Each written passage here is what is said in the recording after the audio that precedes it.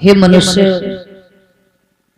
इस संसार में आकर के सुंदर काया और अपार माया की अगर तुझे प्राप्ति हो जाती है तो तू बड़ा ही अहंकार करता है। पर लेकिन देखा जाए, कवि ने बताया कि ये काया और ये माया जो तूने यहाँ कमाया है वो यही रह जाना है और कुछ साथ में नहीं जाना है। मानते ही इस मनुष्य के शरीर को बड़ा ही कीमती बताया गया है। ये कंचन जैसी हमारी काया है, पर लेकिन फिर भी वो यहीं की पड़ी रह जाएगी, कुछ साथ में नहीं जाएगा। तो यहाँ पर बताया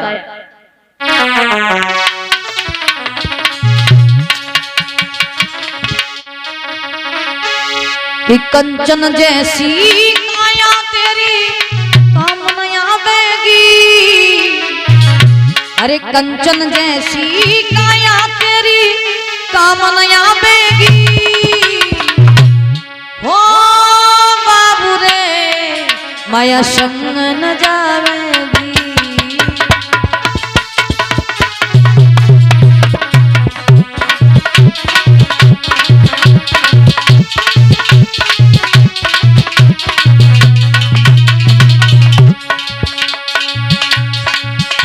बताया कंचन जैसी काया तेरी काम न आवेगी। कंचन जैसी काया तेरी काम न आवेगी। ओ बाबू रे माया संग न जावेगी।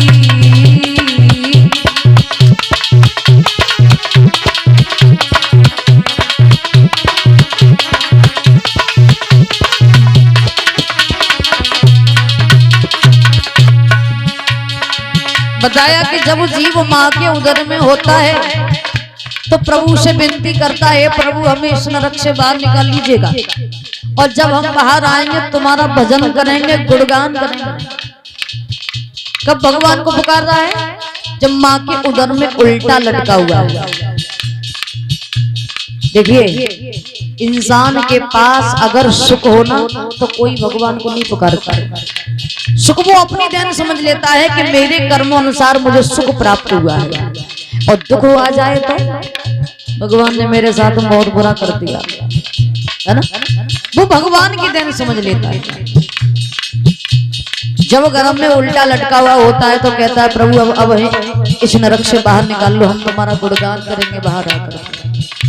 जैसे ही बाहर आया, भगवान की ऐसी कृपा हुई कि जीव बाहर आया, और जैसे ही बाहर आया मोह माया में फंस गया। वो तो सब कुछ भूल गया कि हम कर्म में क्या वायदा करके आए। बचपन आया खेल में बिता दिया, जवानी आई गृहस्थी बिता दी, उसके बाद आया बुढ़ापा, वो भी धीरे धीरे यूं ही व्यतीत कर दिया। पर लेकिन भगवान का गुणगान नहीं किया। भगवान का गुणगान भी किया। कब किया? परीक्षित महाराज जब इस शरीर से पीड़ित हुए, आंखों से दिखाई नहीं देता है, चला नहीं जाता है, दर दर की ठोकर खाते हैं, और जब गिरते हैं ना तो सर्वप्रथम भगवान का ही नाम पहले निकलता है, प्रभु अब हमें ये बुढ़ापा बर्दाश्त न है, अब तुम हमें यहाँ से उठाए लो। कब पुकार रहे हैं? जब इस शरीर से पीड़ित है, और वही भगवान का गुणगान पहले ही कर लिया जाए तो भला इतना पीड़ित क्यों होना पड़ा? अब कोई नहीं पुकारता। बताया कंचन जैसी काया तेरी काम न आवेगी। कंचन जैसी काया तेरी काम न आवेगी। ओ बाबू रे माया संग न जावेगी। ताली में सही होती।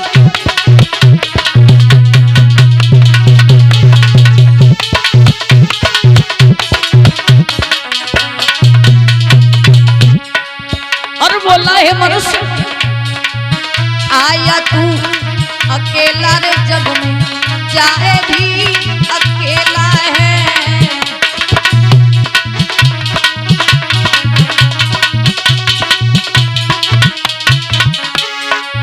सारे दिन की जिंदगी है, 4 दिन का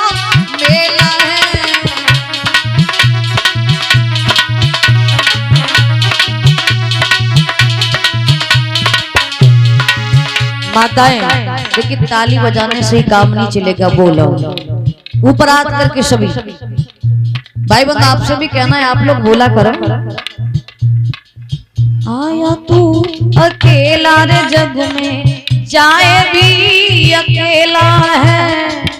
बोलो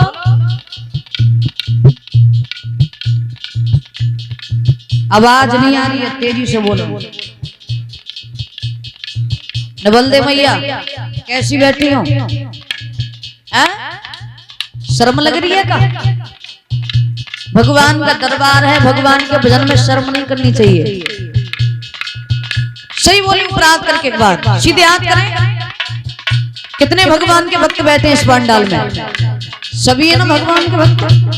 तुम ना पीछे वाले भैया सीधे और सभी बोलेंगे हे आया तू अकेला रे जग में, जाए भी अकेला है।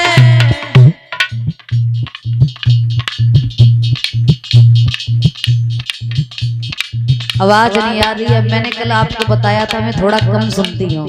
हाँ थोड़ी तेजी से बोलो जो कि कानों तक आवाज पहुंच जाए। माइक दे दें। नवल दे भैया कह रही माइक दे दियो माइक नीचे। आया तू अकेला रे जग में, जाए भी अकेला है।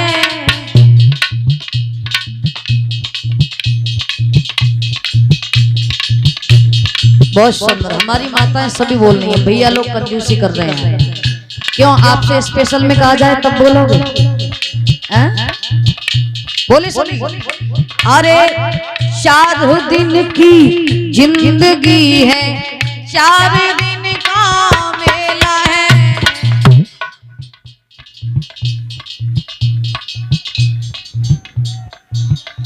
देखिए बाबा जी की आवाज आ रही है उधर से। क्यों भैया तुमका उनसे मुंह रह गए? सही बोले। 4 दिन की जिंदगी है, 4 दिन का मेला है।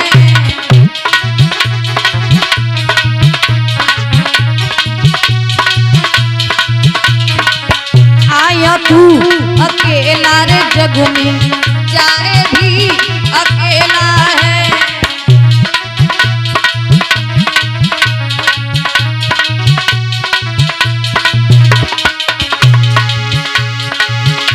ए बाई बंदियों नी नारी तेरी रोई मर जावेगी।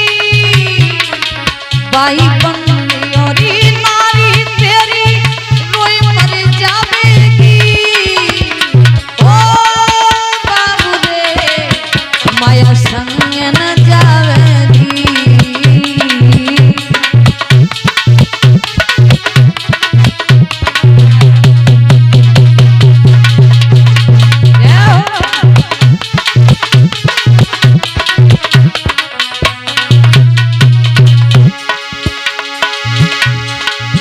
कंचन जैसी माया तेरी कामना आवेगी।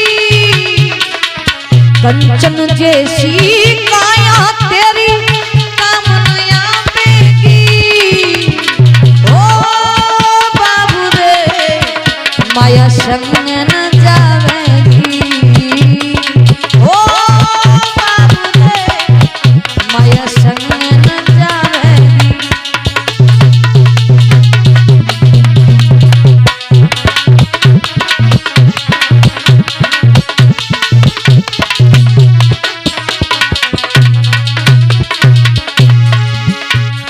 और बताया ढलती जवानी तेने नाम नहीं लिया।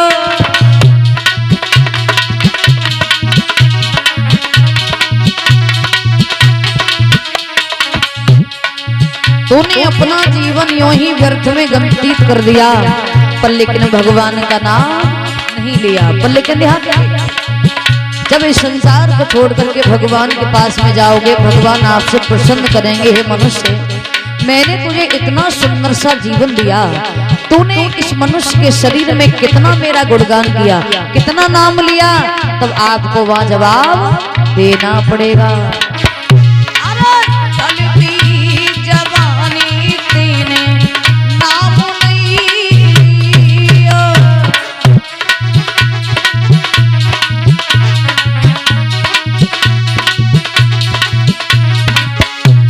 पूछे गो जजमेंट तेरो कांपेगा फिर हियो।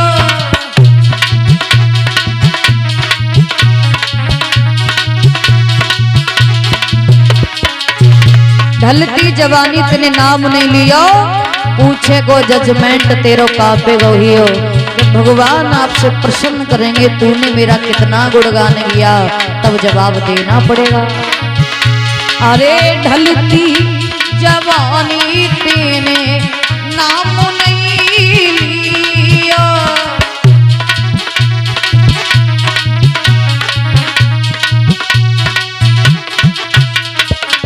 पूछे गो जजमेंट तेरो कांपेगा फिर हियो।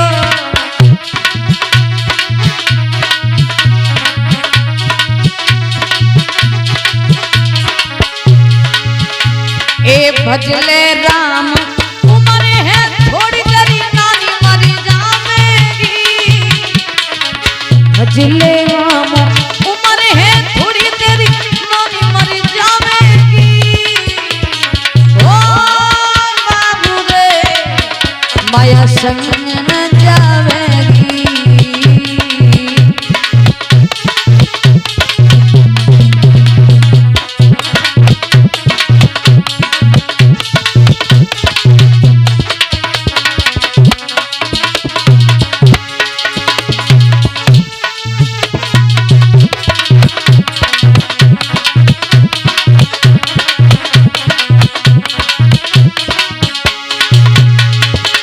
कंचन जैसी काया तेरी काम आवेगी। कंचन जैसी काया तेरी काम आवेगी। ओ बाबू रे माया संग न जावेगी।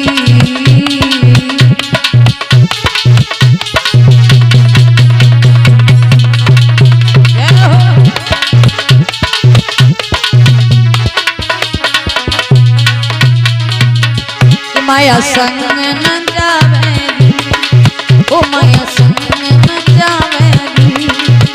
माया संग न जावेगी, ओ बाबू रे माया संग न जावेगी।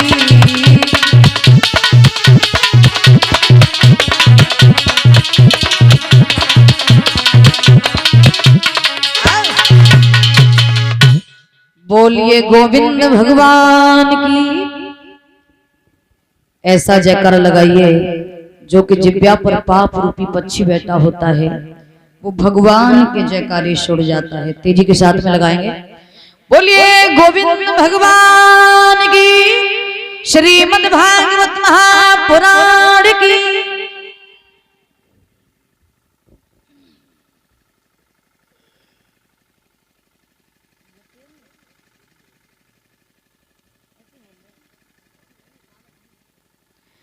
और ये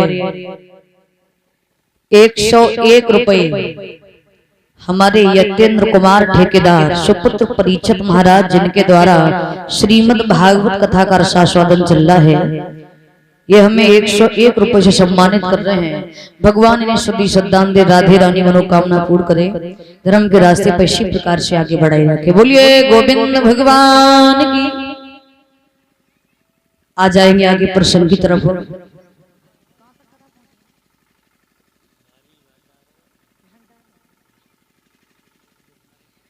कथा आप श्रवण कर रहे थे कि महाराज हरिश्चंद्र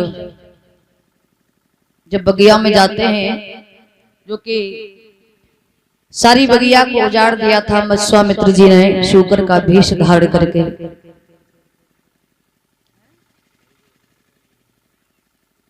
तो देखिए जब महाराज हरिश्चंद्र उस शूकर को मारने के लिए चले, उस शूकर को नहीं मार पाया।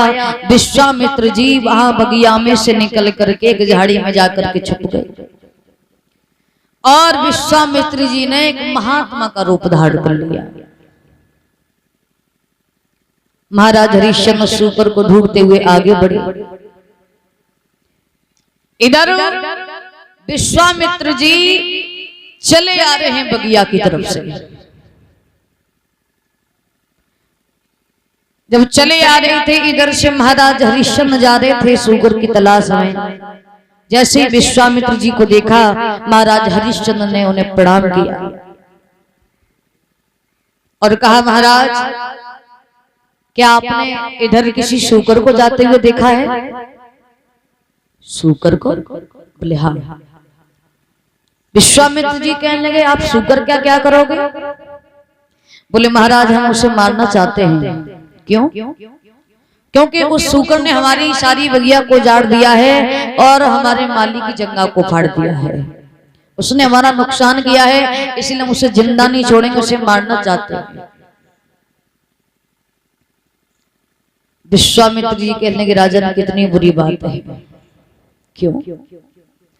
अरे मैंने तो तुम्हारा बहुत बड़ा नाम सुना था कि तुम दानवीर राजा हरिश्चंद्र हो, तुम बड़ा दान करते हो, धर्म पर चलने वाले राजा हो।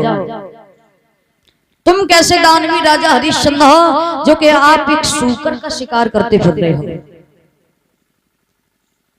महाराज हरिश्चंद्र कहने लगे, देखिए हे मुनिवर, मैं सूकर का शिकार नहीं कर रहा हूं, उस सूकर ने हमारी बगिया को उजाड़ दिया है, इसलिए मुझे मारना चाहता हूं।